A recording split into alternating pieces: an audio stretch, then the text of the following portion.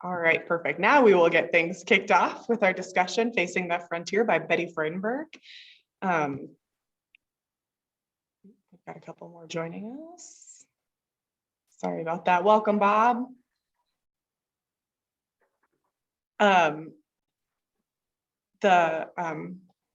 So here's our book for this morning. Like I said, Facing the Frontier, The Story of MacGregor Ranch by Betty Freudenburg.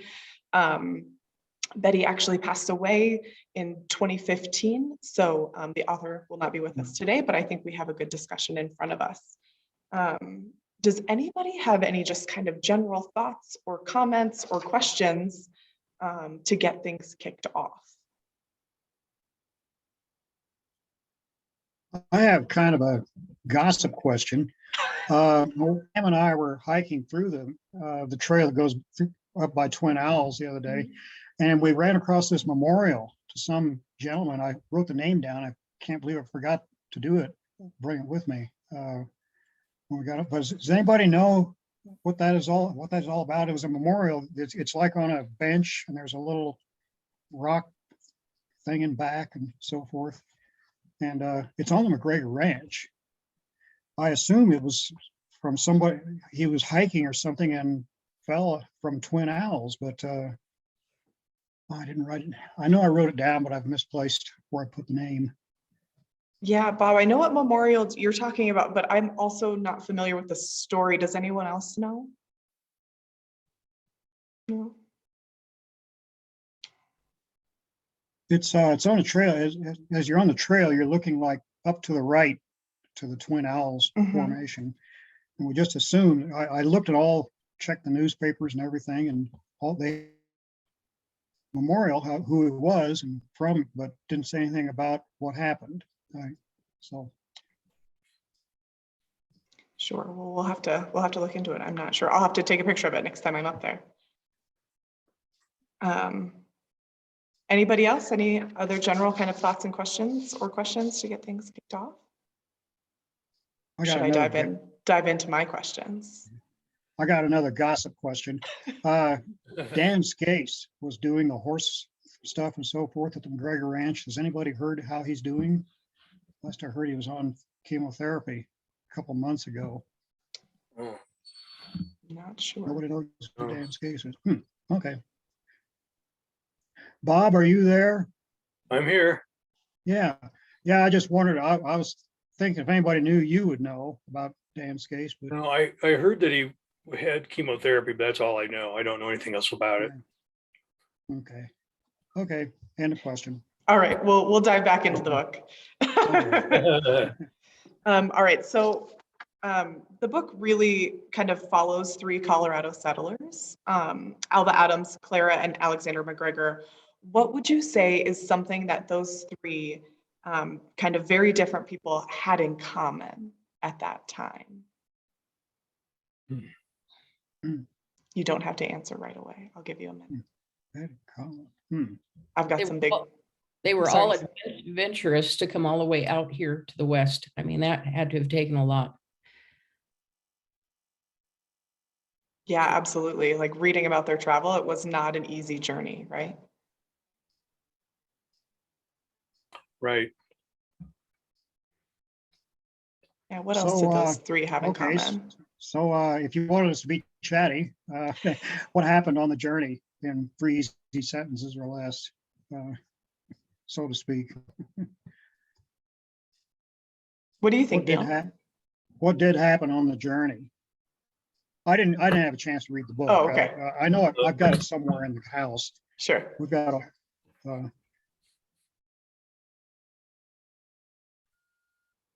So I was wondering what happened on the journey.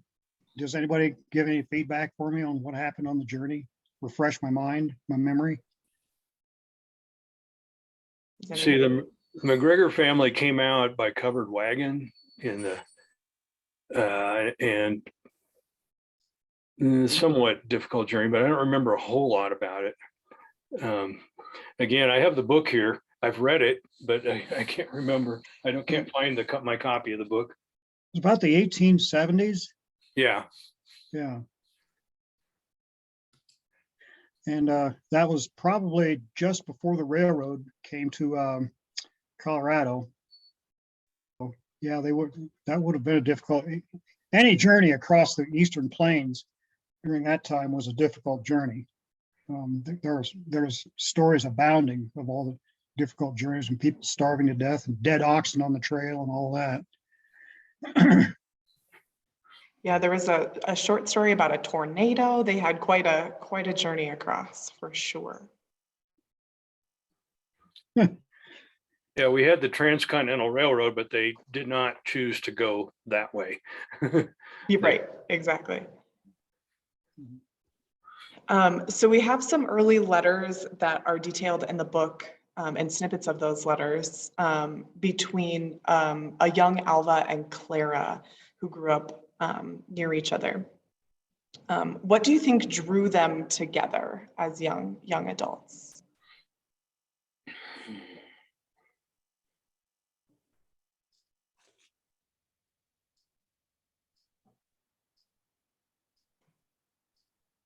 So the question was, what drew them together as adults? As young adults. So young- they were okay. sweethearts in their teens, right? And they grew up kind of in the same hometown. They both had big aspirations. And then as they separated, they still maintained a relationship, right? We have their love letters back and forth. What do you think kind of kept them together for the time being? Because as we read later, that engagement was broken. Now, was the engagement broken because she came out to Colorado and he stayed back there, or why was the engagement broken? That is my next question to you all, is then Oh. what do you think eventually broke that engagement? We don't have documentation of why that was broken off, but we can speculate, of course. Well, distance for one thing. Wasn't he already in Colorado? This is Alva Adams, right? Yes, so Alva journeys to Colorado Springs, and Clara stays behind and then eventually goes to Chicago to study art. Right. I think she's growing up and growing out into different directions, seeing more of life and figuring out what she wants, a little bit more out of life. The more horizons you have, the more that can happen. So that maybe caused some of the drift apart.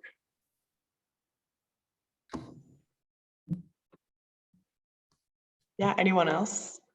Why you think they did drift apart? This is Lori. I think he was Hey, Lori. pretty old fashioned. In some of his letters, they were pretty stern about like her place basically, and scolding her for wanting to wait to be 21 to get married. And she kept his letters, so obviously she still cared about him, but the tone of them seemed to be really authoritarian. And I mean, I think as she was a growing woman and starting to do her art, that she probably resented some of that, especially from a long distance. Sure, yeah, we kind of get an idea of his worldview through those letters, don't we? Yes. And the place of a woman in that view, Mm-hmm. which probably would not have agreed with Clara as she was growing up and getting more on her feet of what she wanted to do. Right, there's a whole, there's a small section, right, when he kind of mocks the suffrage movement. Yeah. Yes, it says women basically have no right to vote. Right, and why would you want the right, like he can't wrap his head around it, right? Right, and you just need to keep your place and stay in the home and in the kitchen. Right. So, and she's an artist and doing things and growing, and I'm sure that was something that, again, it's letters and you're not seeing each other and talking, but just the tone of his letters were so negative that I think when she met Alex and he was someone who was nicer and more receptive to her, then it was much easier to just leave Alva behind. Sure, the distance probably made it even that much easier. So Alva, in talking about his worldview, we get even a better idea of that from his anonymously published articles under the pen name Dane. Why do you think he chose to publish anonymously under a pen name?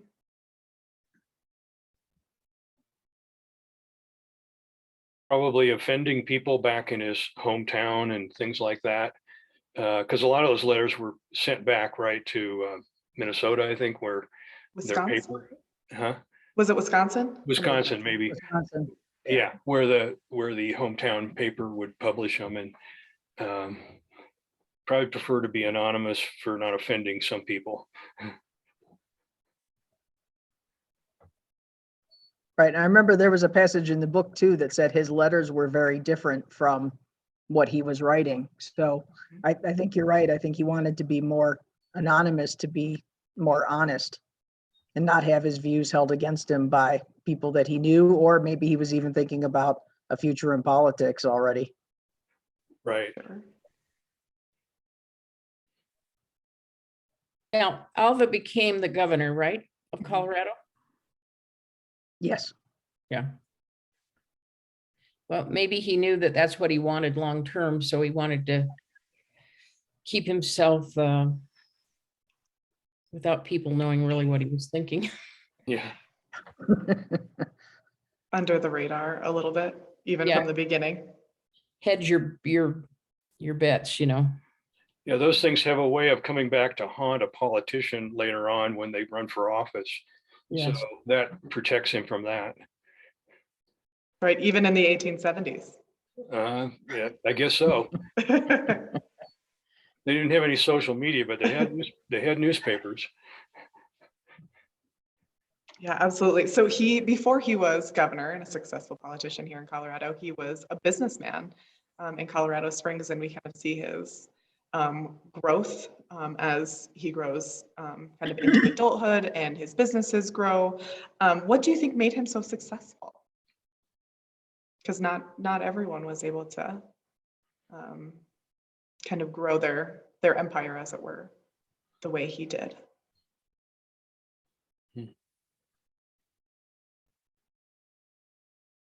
We probably seized the moment as Colorado Springs was growing and had the initiative to do those things.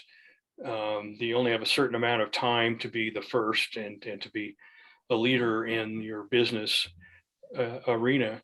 And so he took the opportunities and ran with them.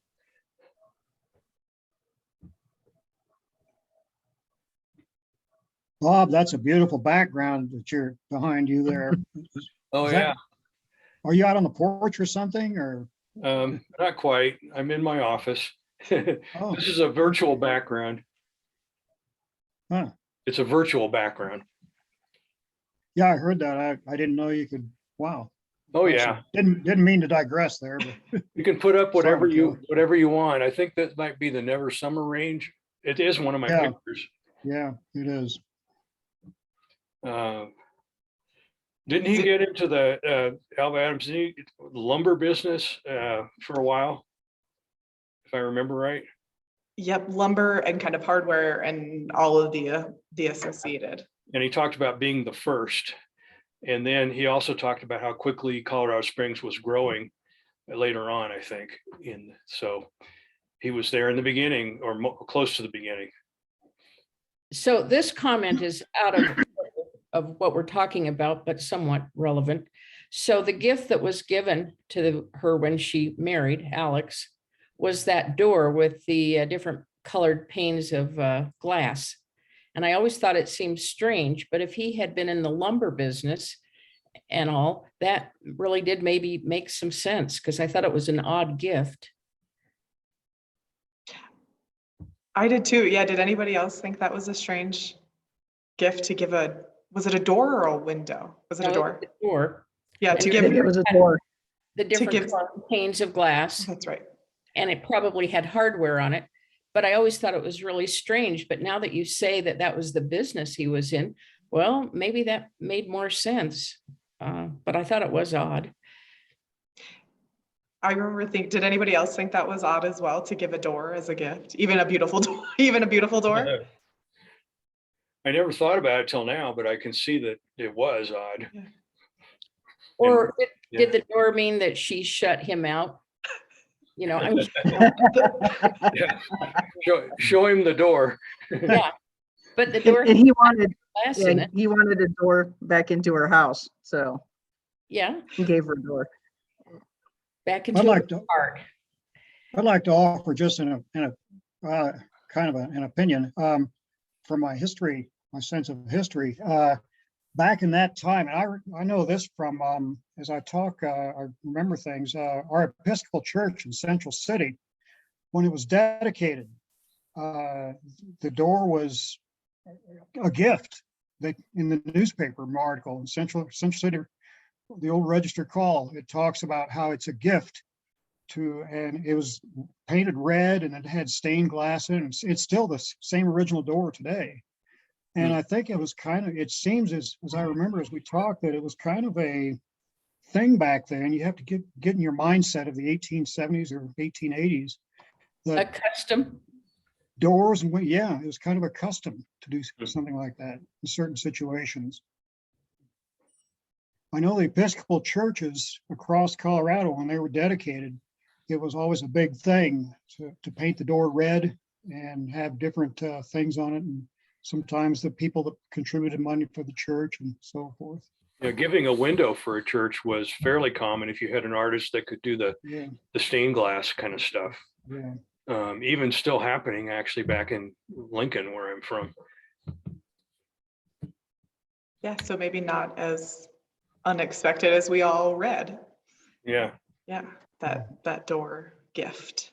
But the metaphor is really, they write themselves, don't they? About the meaning of the door. Yeah. So we already we touched on this just a little bit, but I want to come back to it. Clara seemed an ambitious young woman, right? She studied art in Chicago. She opens her own art studio. Do you think she was an anomaly among her peers at the time? I would think so. Yes. And all the more interesting then that she hooked up with Alex, because Alexander, because he obviously they were a match. He was willing to cater to her or take her views and interests into account. And she would certainly have asserted that in any relationship with anybody. I'm just saying she was probably a strong, independent woman. And in that regard, she might have been less common of the time.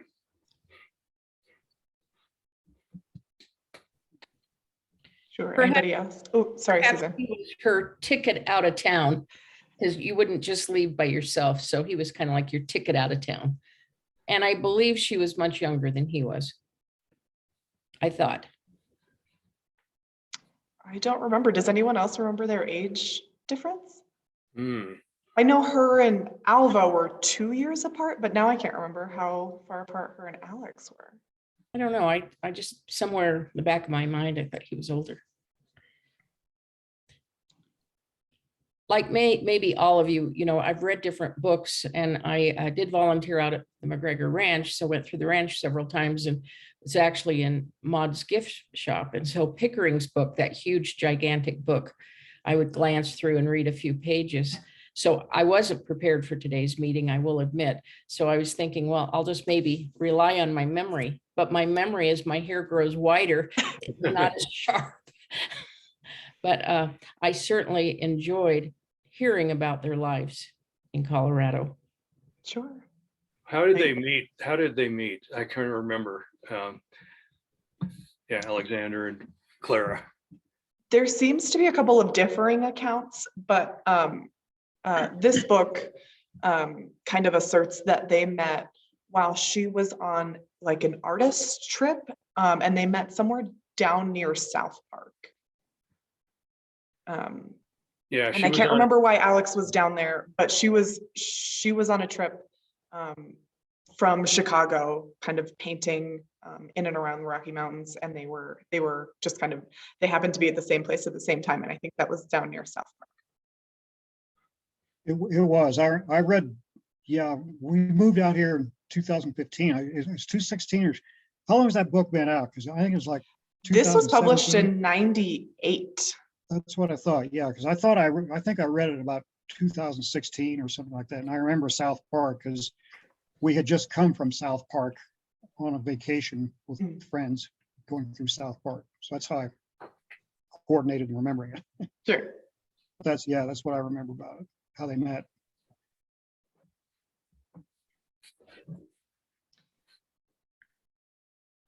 All right. Um, so the book spends a lot of time kind of getting Clara and Alex together, but we do hit Estes Park about halfway through, right? What do you think drew Clara and Alex after they're married to settle in what is at that time a very sparsely populated mountain town? Of course, they're one of, not the first, but one of the first to be in Estes. What do you think drew them to this area? Because clearly, as we have read, they've traveled all over, right? As individuals and as a married couple. Why do you think they wanted to settle here?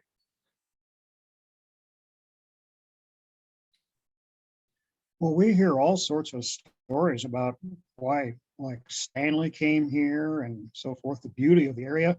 And it was remote, but not so remote that they couldn't get supplies, scattered, though the supply situation was at the time, but they could still get supplies and live in a beautiful place and kind of get their own start, get a start with, I mean, people came here and they knew right away, the settlers were finding out right away that they could make more money catering to tourists than they could running cattle and so forth. And I But I suspect, think they wanted to get into ranching. I mean, yeah, Alex that's, wanted to get in, really do ranching.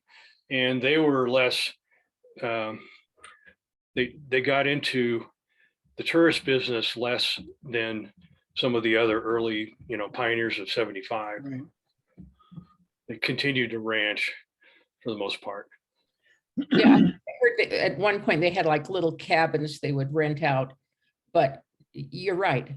Their primary focus was having the farm, And they managed to keep it going. which others really didn't do very well at. So maybe it was that location, which was just ideal and beautiful. And I think with Clara being an artist, that makes a big difference too. I know that I took up watercolor once I moved here because it was so beautiful. You wanted to try to capture it. Mhm. So you were inspired by the same location as Clara, yeah? Oh, absolutely. And in fact, I think many people in Estes Park, it's really the beauty of Estes Park. I don't think they had the animals that we have now, like all of the elk.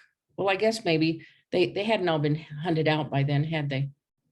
Correct. So when they came, they were here early enough that game was aplenty, although as we know that kind I of know, falls off later, but comes back. yeah, I know that when we considered it, it was when 100 elk crossed the road. I go, oh, this is the place. This has got to be where we want to be. I mean, this was awesome. It was fabulous. So I think it was not only the mountains, but it was the animals. It was just, and it wasn't quite as busy as it is now. Well, they still had to fight off Dunraven's interests in order to Yeah. protect their land.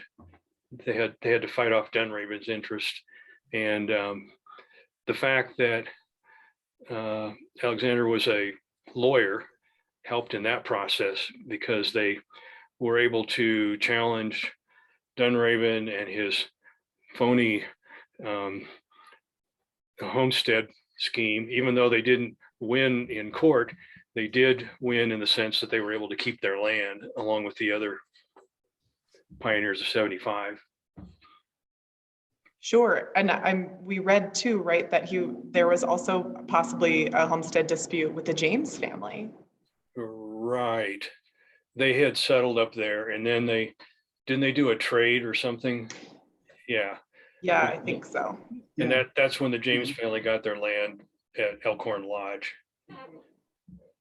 So as many of us know and have read in past books, right, the James family also came to ranch, but then quickly decided that the tourism industry was the place for them. But the MacGregors didn't do that, right? Like we just discussed, they continued ranching, even though the hospitality industry really took off while they were here.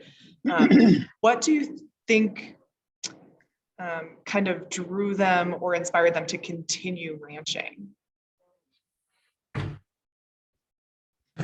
I can speculate. I consider myself speculate strongly that a lot of people came to this area for the ranching persona, or whatever you call it, the horseback riding and so forth, that Dan Scase was still doing today. Easy access to packing trips back into the mountains. And the Wild West was still, everybody knew that by 1870, the Wild West was disappearing. The wild part was disappearing. And this area was still attractive as far as horseback riding and genuine ranching and so forth goes. And I speculate that's why they made a go of it when other people just gave in and did nothing but tourist, for whatever all that's worth. Agree, disagree, Bob? Oh, well, I think they preferred ranching and as to catering to guests coming in. You know, you have to change your thinking if you're going to become a guest ranch or a hotel operation. And the other ranchers did, but not the MacGregors. And, you know, you still have to speculate why, but I guess they preferred ranching. Well, maybe they also had a lot more money so that, you know, they didn't have to jump into the tourist business right away because they had enough means to supplement. I mean, I thought it was even interesting that the post office, they also became like the safe way for all of the other ranches, I understood. Oh, yeah. So I think financially they were in a much better situation.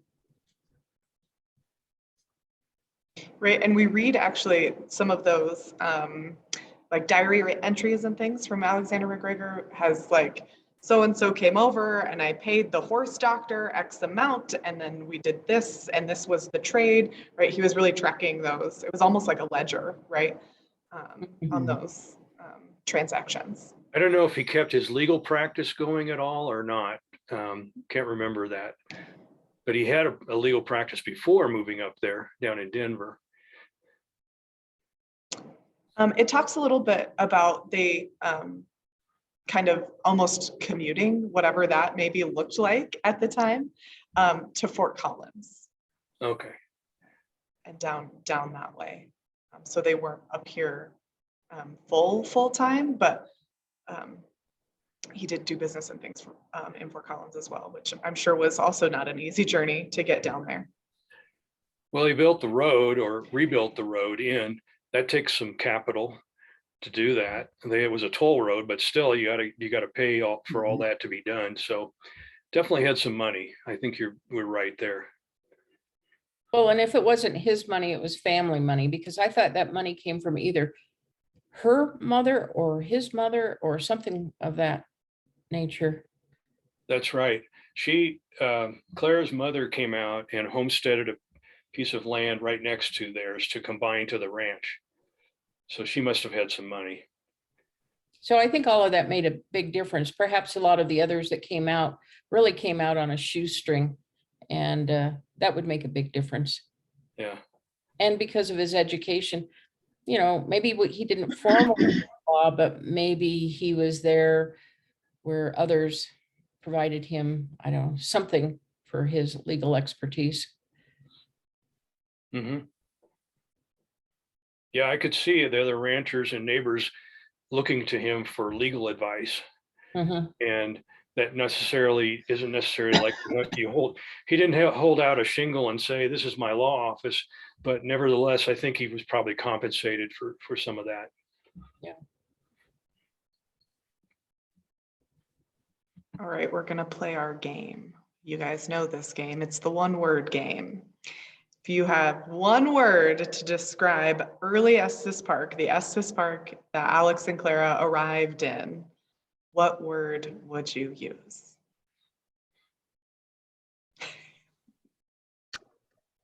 One word. Huh. Uninhabited. I would say, Uninhabited. Yeah, uninhabited. Beautiful. I would say pristine. Yeah, Pristine. that's Yeah. that's a good word. I like that better than beautiful. Pristine. I would say promise. Ooh, Mm, I that's like a good that. one. Yeah, it was a new start. So many of the ranchers that came in had not been too successful doing other stuff, got to Estes Park and discovered it was going to work, primarily because of the tourist trade. Right, Well, but to go, ooh, sorry, Susan, go ahead. Oh, I was just gonna say maybe one word would be beginnings. Sure. Sure. People saw the promise, the opportunity Mhm. in this early community for sure. Those are all great words, you guys. Yeah, even Joel Estes was in his late 50s before he came here. And so, yet it was a new beginning for him, although he'd had so many other beginnings. This was another one. Kind of like the rest of us. Yeah, Sure, did I you came- all? I came here and I flunked retirement right away. Yeah, Yeah. did you find new beginnings in Estes Park? Definitely. Definitely. Oh, Yeah, I just came back home fantastic. Welcome to home. actually at Allen's Park is where I am, but we were there when I was a young child and I came back now as retired.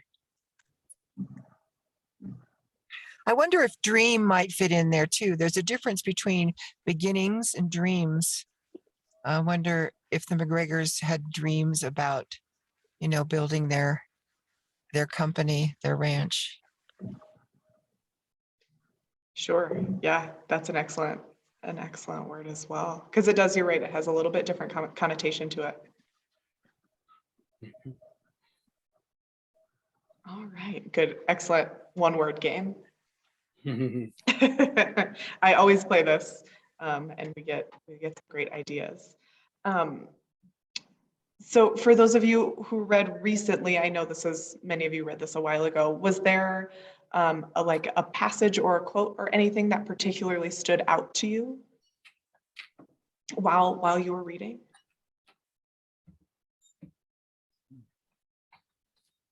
If you need time to flip through, no problem.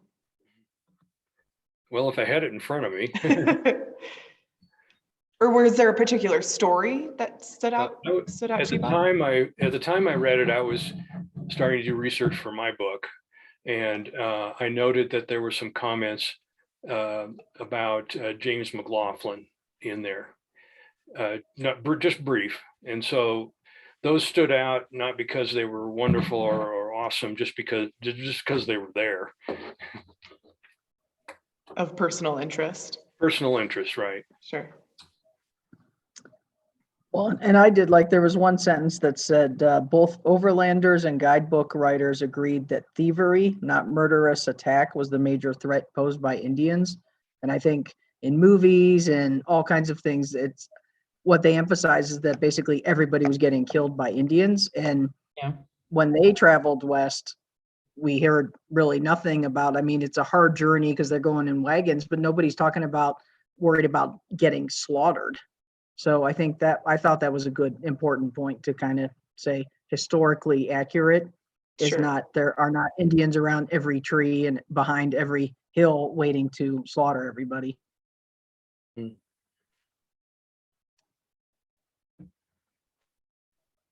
Yeah, absolutely. Like it was the kind of stereotype we hear of that they were actually apparently warned against, but we see none of that come to fruition, right? Yeah. I would Right. imagine that thievery or bandits or banditos could be a problem anytime you travel alone without any other security around or anything like that. It wouldn't have to be Indians. It could be anyone out there. Sure. Right. Well, and especially because you had no other supplies, you were bringing with you stuff from like Wisconsin that you really couldn't easily replace, whether it's food or household goods or, pots and pans. Very true. Anybody else? Was there a particular passage or story that stood out to you, or even a quote? We had some very flowery language, right, from the love letters, Right. which we see change over time. I forget, in this book, does it get into Muriel MacGregor's story toward the end of it? Towards the end, very briefly, of course, they mention Muriel and her work. Right. So that the interested ranch. me because it ties into what I was doing.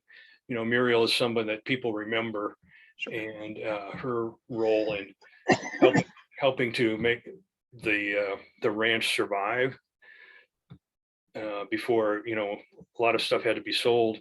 That interested me. It's much more recent. Sure, and some of it's within living memory, right? Like we Yeah. know people who remember Muriel and things like that. And then the subsequent fight to save the ranch from being sold and turned into condos and stuff. For sure. All right. I was going to say, Muriel they have a cattle drive every fall and spring.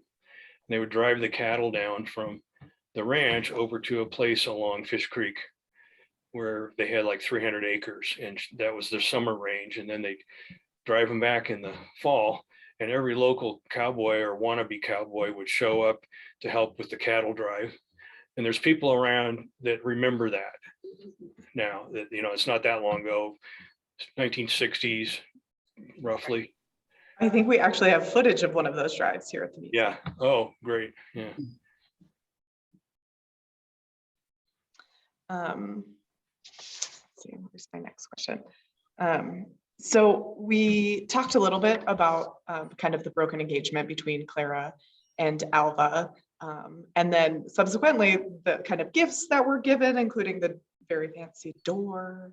And we do know that although they each married different people and they kind of each did different things with their lives, they did, you know, even after he was a successful politician, she was settled and working here in Estes. They maintained contact, right? They had letters late into their life. Why do you think they maintained a relationship for decades?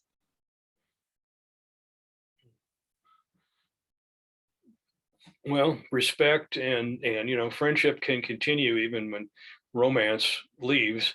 They both had interesting lives, and it would have been interesting to maintain the contact.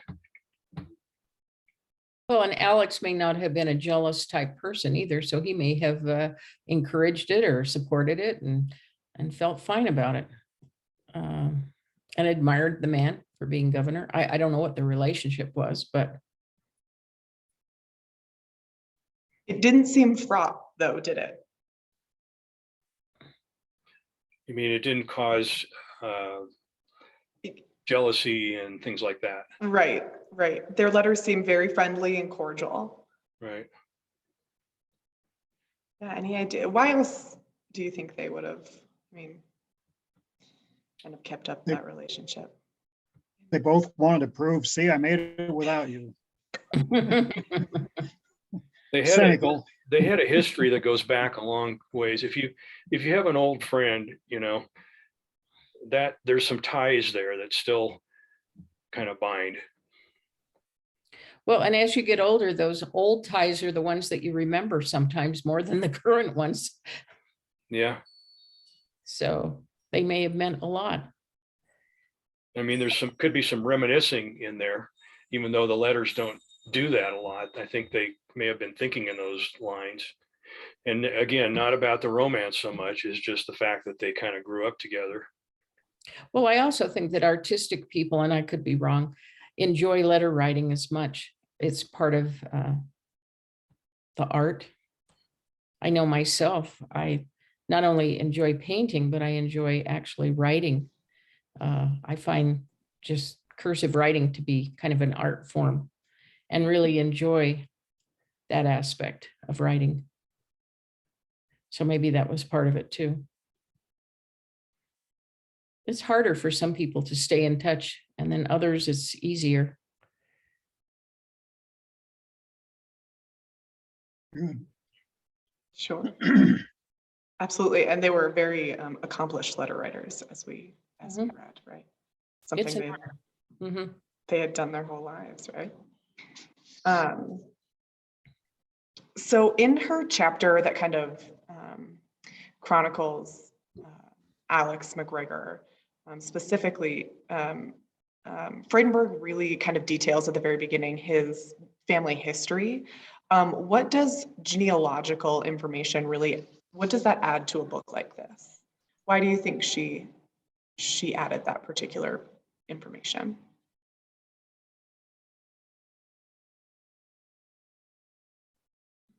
History and context for the living people, the people that were the main focus. Now you have a background.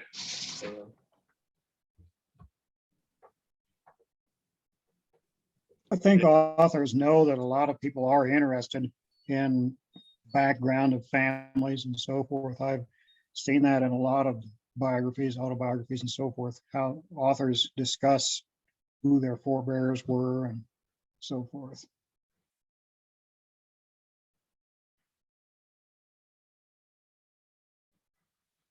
Sure. Anybody else? Why do you think she included kind of that piece of genealogical information? Or why do you think genealogical information is important in a biography? Or a history, I guess, like this? I think understanding where people came from helps us understand where they are in the present. Sure. Gives context, possibly for motivations, for things like that. Yeah. For whatever it's worth, one of the most interesting programs on PBS is, and the name escapes me, the guy that does the history. He'll call in famous actors, people we all recognize, and he'll delve into their past history, their forebears and so forth. And that's one, I find that program fascinating. I guess maybe you have to have a sense of history to be able to appreciate it, but some of the things that he finds about some of his forebears, they're these actors and famous people that we know are so surprised that I never knew that. It's a common theme in the story, and people are interested in that. It's a very successful program on PBS. Yeah, Neil, is it called Finding Your Roots? Yes, Yeah. thank you. Yeah, so we're interested in family history, right? Even when it's not our own. Mhm. Well, it ties into actual history. You know, they usually talk about the times and the events going on and how those people, their ancestors, were woven into that history. Sure makes it a little bit more real, concrete, Mhm.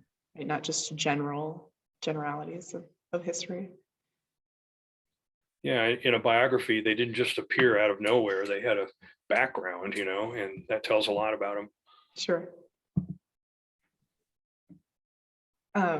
So those of you who are book club regulars, and also those who have read extensively about this area, how do you think this book, Facing the Frontier, compared to other works that we've either read in book club or you've read on your own, how does this kind of fit into Estes Park history? Don't all jump at once. I've got some big questions for you today, sorry. Mhm. Well, myself, my personal experience, 24 years living in Gilpin County and involved with the Historical Society and there and so forth.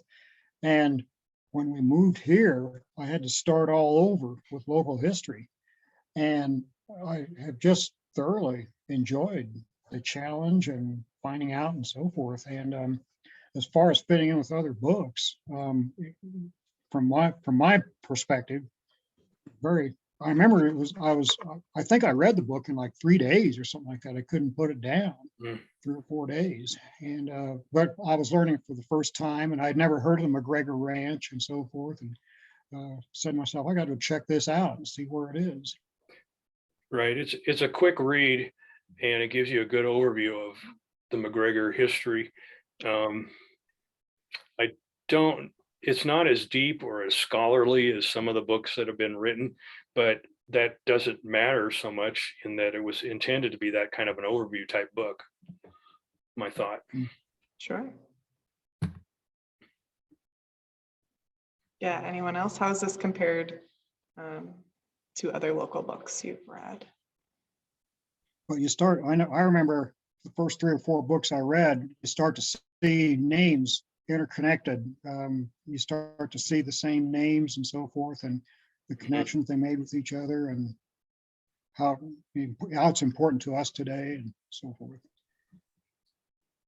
Sure. Do you think for those, this was my first time reading this book, and I'm relatively new to the area. Did you guys think this was a good introduction to MacGregor Ranch for someone who maybe had never heard of it, who had never visited? Yeah, definitely. I think that's Yeah. the aim of the book. You know, Mhm. we went out to the MacGregor Ranch and did the tour and everything, and then I got the book. And so that was a good follow-up, but that's the kind of level, it's a good introduction to the MacGregor Ranch. You know, I think they've got a lot more archives and things out there that have not been published. I get the idea that there is that available from researchers. So when they culled through that material for this book, they obviously didn't go off in the weeds digging through letters and stuff, but they just focused on the main story. Sure. We know research can be quite a rabbit hole, right? Yeah. And someday somebody will go down that rabbit hole. Sure. Probably. Mhm.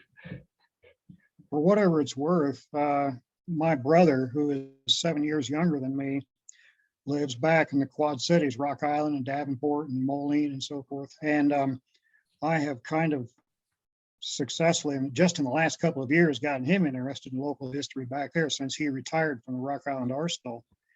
And he is finding all the pioneers that came to Illinois in the 1840s and 1850s and 1860s. He's finding all these little tidbits that he and his wife will go out and look at the area and see what it looked like then and looks like now and so forth. The same pioneering effort that built our country, for good or for bad, you find the same local history, a lot of the same themes in local history in some of the areas. One of our favorite places to go to is Creede, Colorado, with the mining history there and so forth. And you see a lot of the same technology and the same type of miners coming in and so forth. And I know mining doesn't relate very much to Rocky Mountain National Park, but it's just really interesting that people that know local history, and you talk to people in local history, how they have this same theme, the pioneering and the preserving of history. We were at, you wanted me to be chatty, so here we are. Last summer, we did straight Juan de Fuca up by Seattle, all the straits, Juan de Fuca up there. And we stayed at a bunch of different islands, and one island we were on was settled about the 1880s, 1890s, and so forth. And we went to the museum there. Finally got my relatives that were with me to go to the museum with me. I'm always dragging them into someplace, and after we leave, they're like, "Gosh, I'm glad you got us here, Neil. This is fascinating." And the plows that they used and all that stuff it's really fascinating, a theme across all these different places that started in the 1870s and 1880s. End of that. Mhm. Sure. I don't know what started me on that track, but That's okay. It was a great track, right? Local history is, like Neil said, you can find themes from Washington to Illinois, right? So a couple of final questions. We might get done a little early today, but that's okay. Could I jump in and say something? Of course. This is my first time with one of these groups. This is exciting for me.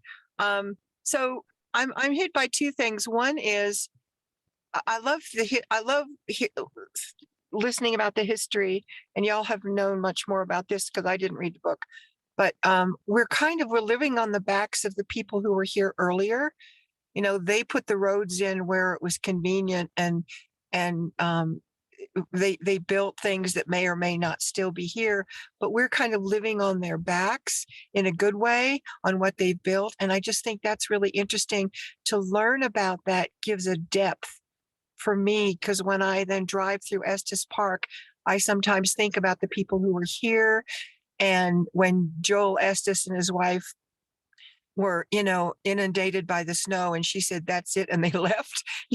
Those are beautiful human stories, and I can relate to that in the snow and so forth.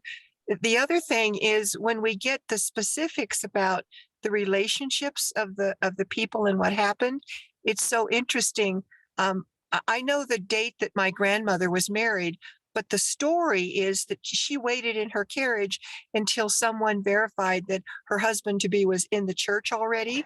So there's a story there. That's a human piece that I can relate to. The fact of the date is one thing, but knowing, like you all are talking about the relationships and why they did this and who got married and why, that's kind of exciting because it brings the humanity of the history. So this has been really exciting for me. Thanks for having it. Yeah, Candace, thank you so much for joining us. Yeah, those are some great comments. Does anyone else want to piggyback off of that? Do you agree? Disagree? Yeah, Yeah. absolutely. Sure. Absolutely. Yeah, driving through the valley or hiking around, I often think about how it all began and who began it and how it was all done, and filling in all the gaps that I still don't know. Sure, right? Once you start to learn, then you realize how much more there is left to learn, right? Yeah, it's And a there's forever thing, but it's fun. so many stories, for sure. For some reason, when we have a discussion like this, I flash back to when we're driving down to Lyons. You can still see, if you know where to look, some of the areas where Stanley's original road went beside the Little Saint Vrain, or what it was called. But you can if you know where to look, because when they built that road coming up from Lyons, so he could get his tourists up here to the Stanley Hotel, you can still see parts of the area where he excavated and part of the rock wall and so forth, if you know where to look. Part of that still exists.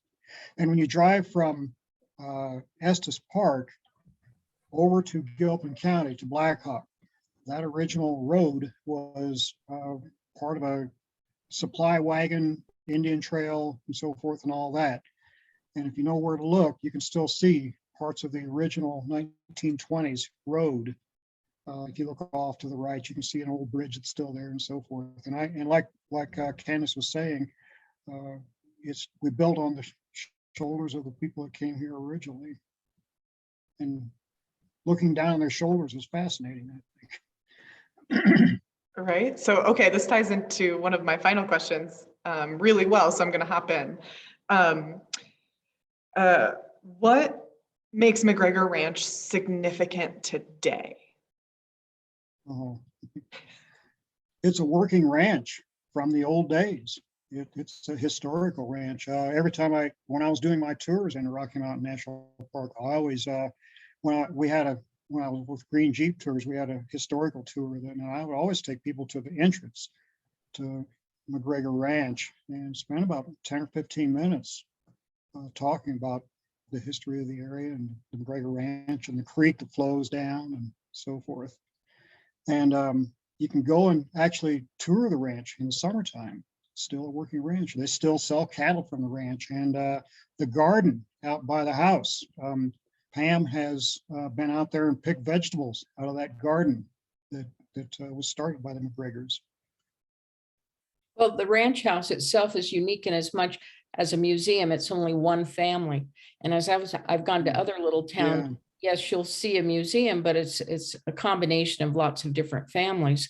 So this is very unique to be able to look at one family and how extensive and over all of the years, the things that were collected. I think that's very, very unique. And the ranch, it was one family, very unique. And it's been preserved and survived, when it could have been dissolved and sold off. Absolutely. Muriel was a phenomenal woman, phenomenal, and all the hardships to be able to preserve it for all of us. Yeah, I guess we should mention, I guess we haven't talked about Muriel much, but right, she was the last MacGregor to live on the ranch. So that's then through her work and others' work, right, the ranch has been preserved. Just Something magical about the name MacGregor. If it was the Smith Ranch or the Anderson Ranch or something like that, but there's something, I don't know, the Scottish in us, some of us with Scottish in our bloods, something magical about the name MacGregor, I think.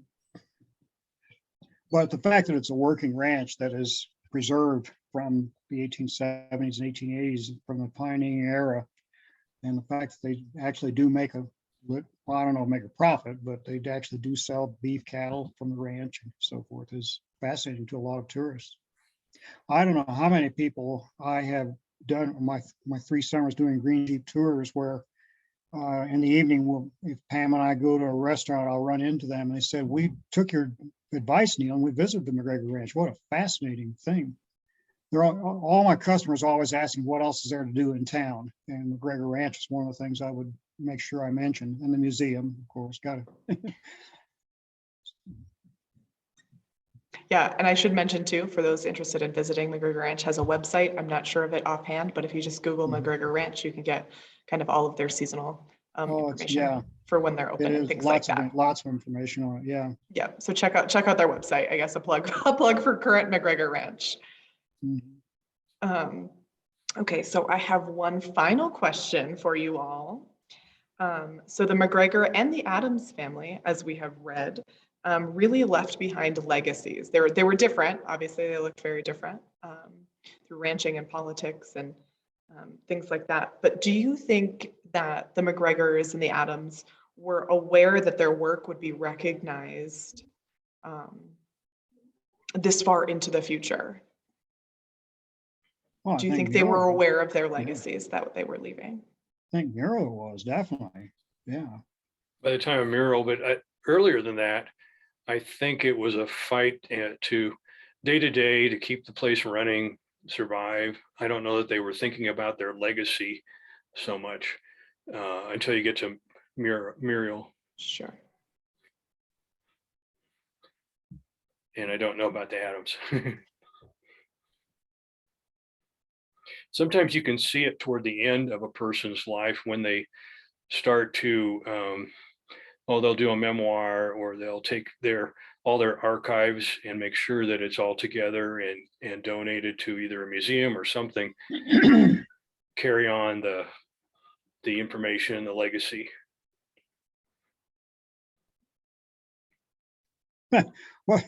What's the name? I'm got to the age where I blank on names when I get in a crowd.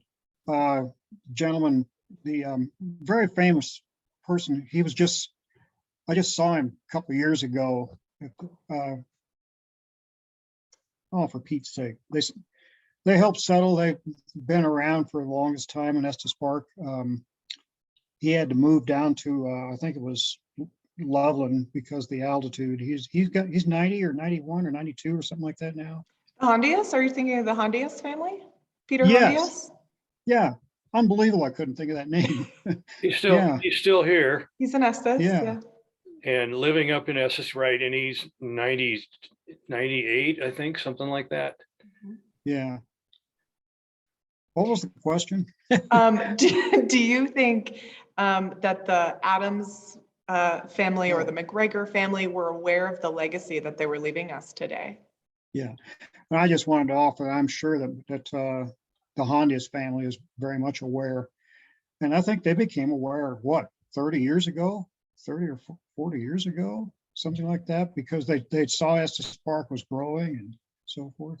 Sure, but do you think like Eleanor and those, like her parents, do you think they were considering their legacy, or were they just trying to run a lodge, get by day to day?